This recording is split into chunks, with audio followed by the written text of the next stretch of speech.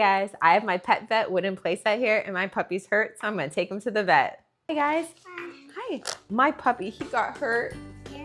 I have a bandage on him. Can you guys help him out? Make sure he's okay? Can you check and see if he has a temperature? Go ahead and use the magnifying glass. See if you can find anything wrong with his paw.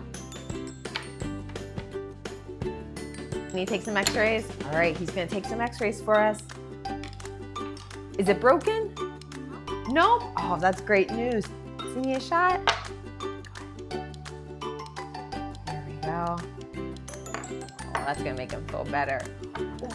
What, can you listen to his heart with your stethoscope? Yeah.